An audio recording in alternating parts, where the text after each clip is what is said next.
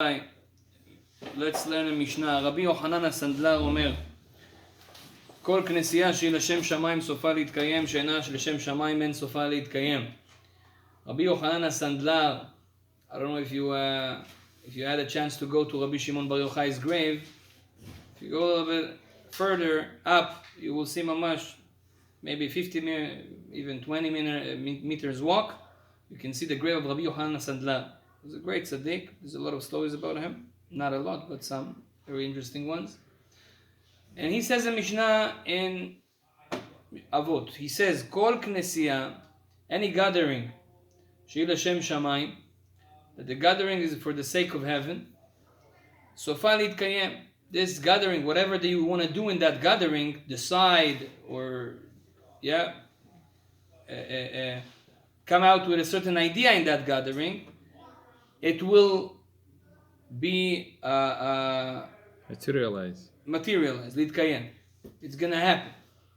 אבל כנסייה שלא לשם שמיים, but if some people they gather, and the reason that they come together, it's not for the sake of heaven, it's for their own benefit, for their own ego or money or whatever it is, אין סופה להתקיים.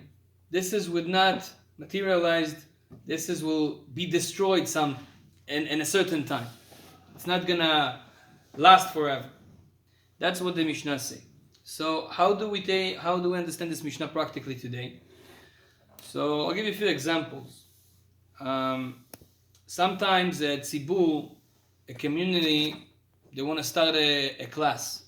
Like in our shul, we start a new class, Gemara class, Kollel in the morning, different things like that. When you start a class, sometimes in the beginning of the class, you see that there's no much people. One person coming, two people coming. Sometimes people see that and they get cold a little bit, you know. Scary.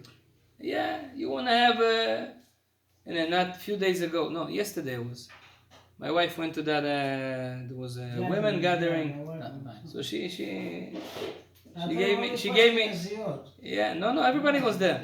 So she showed me a video. There was like more than 1,000 ladies there, and they were all praying, and there was such a vibe. She said, I felt in Har Sinai. I told her, you remember Har Sinai? I mean, like, how do you know the feeling of Har Sinai? She says, I don't know, but I just felt like in Har Sinai. So when you have a lot of people coming to a minyan, a lot of people coming to a shiur, so you get the energy of everyone together, so it's lifting you up. Like the Ashkenazim say, it's gishmak. Yeah? But when we start something, a new gathering, a new shiur, a new, Teilim group, a new kollel, Gemara learning, or minyan, and there's no much people, sometimes we get cold. So Chachamim, Rabbi Yochanan הסנדלר, one of the mefarshim here says that if everybody together, or most of the people in that gathering, the reason they come, it's a pure reason. It's a reason that is L'Shem Shamayim. I come for HaKadosh Baruch Hu, to learn the Torah of Hashem, to know more Torah, to practice more Torah. I come not for my own benefit, for my ego. This gathering, Be'ezrat Hashem, will last. And you will see that there's more people and more people and more people will come. Be'ezrat Hashem. But he says, if ze lo L'Shem Shamayim, and the example for that is Dor HaPalaga. You know, after Noach, the generation after Noach was the generation that they built the tower and they wanted to fight with God.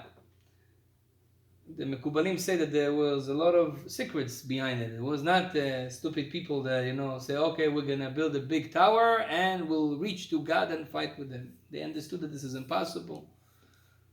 Sefer Yetzirah explains that every brick that they put, every levena, a word called levena. So they were using the language to control the angels. They did a whole balagan in the world. And they didn't want HaKadosh Baruch Hu to control the world anymore. They said we can do it ourselves. We know the secrets of Kabbalah.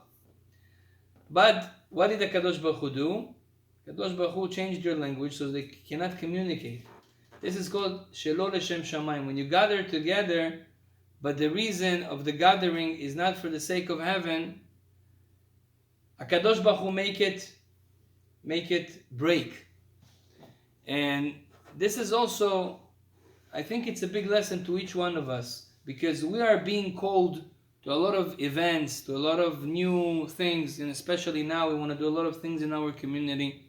It's very important that we come with a kavanah, with an intention, Leshem Shamayim.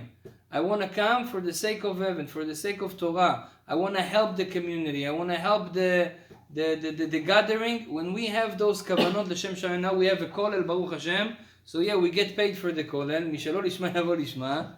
Right? People get money, but you have to have in mind, no. I come because I want to learn Torah.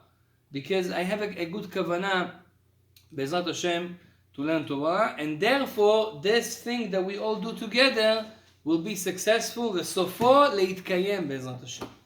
And the same thing is at home. Each one of us, every gathering also with the family. You have a birthday, or you do Chanukat Habayit. Some people do Chanukat Habayit, and the Chanukat Habayit is not for the sake of heaven. It's for the sake of people come and see my beautiful house. And this is not Leshem Shamayim. Chas v'shalom, when you start something that is not for the sake of heaven, it can be destroyed, can be not successful. But when you say, why do I do Chanukat Habayit? Because I want people to, Baruch Hashem, I want them to learn a little bit of Torah in the Chanukat Habayit. I want my house to be holy, so they come and they learn and they listen to Divrei Torah and they pray in my home. So this is for the sake of heaven. Therefore, you will have a success in this house. And same thing is in business and in a shul, in everything you open, everything you start. As Be'ezrat Hashem Yehi Ratzon, that HaKadosh Baruch Hu will help us to have more intention, Hashem Shamayim, for the sake of heaven. Baruch Adonai Le'olam. Amen ve'amen. Rabbi